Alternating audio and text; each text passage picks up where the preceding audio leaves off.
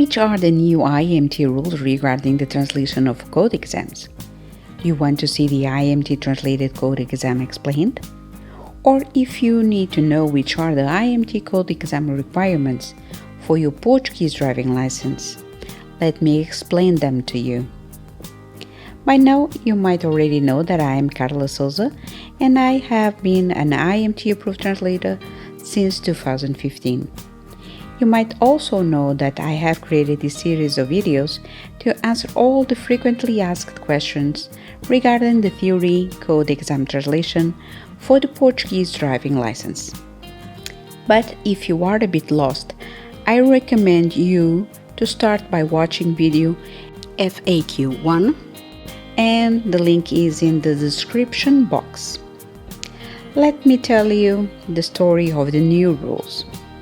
Before the lockdown, translators went to IMT of their residence area to make the translation, and the candidates usually went to the exam centers. By that time, everything was unwritten and there was no possibility to use our computer. As you probably know, due to the lockdown, there were huge delays in the driving license processes. So, in September 2020, IMT decided that translators were now able to make the code exam translation at their own homes or offices. This is my desk, by the way. This decision defined a few rules.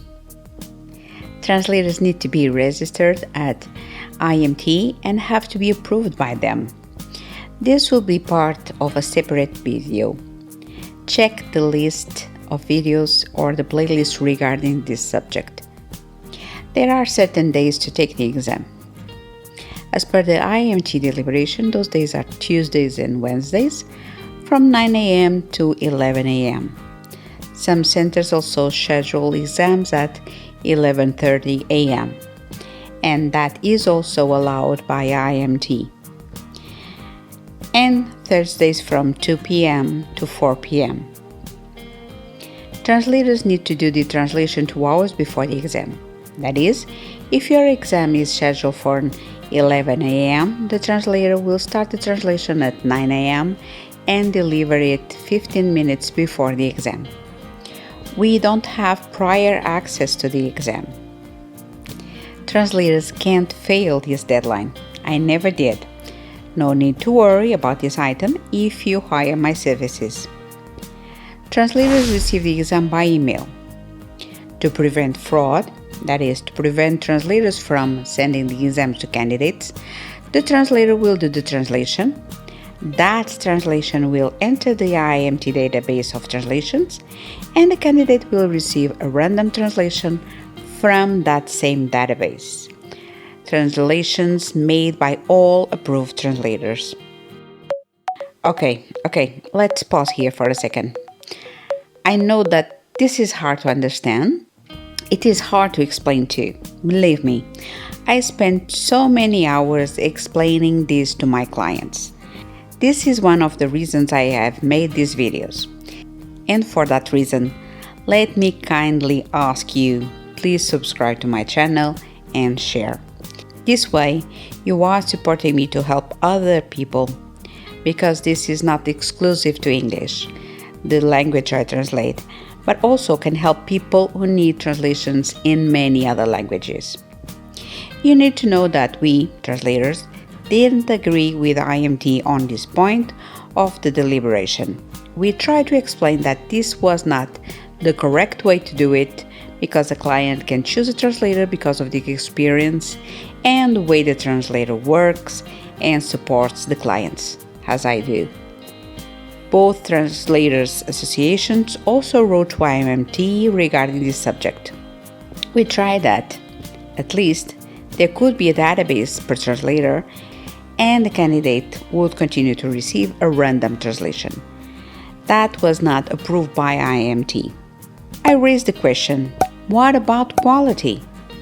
Well, I will tell you the IMT reply on the video when and how is my code exam translation made, coming up next. Getting back to IMT rules. The translator exam you receive is a random one, like happens with all Portuguese candidates in the same session. All exams are random. In the same session, that is, in each computer, no exams are equal. So, don't try to look at the exam of the person next to you, because everyone has a different exam. This point can also mean that you might receive a translation that I have already made. Like I said in video FAQ1, in the 2 years after the deliberation, that is from September 2020 until 2022, I translated more than 150 exams. Well, I might count the ones made this year, because like Saint-Exupéry said in The Little Prince, grown-ups like numbers. Let me know in the comments if these videos are helping you in some way, if you have any questions, or how can I improve the videos in any other way. Thank you so much in advance. Another rule is that you must pay a fee to IMT. That fee is 30 euros and it is due to prepare the exam with translation.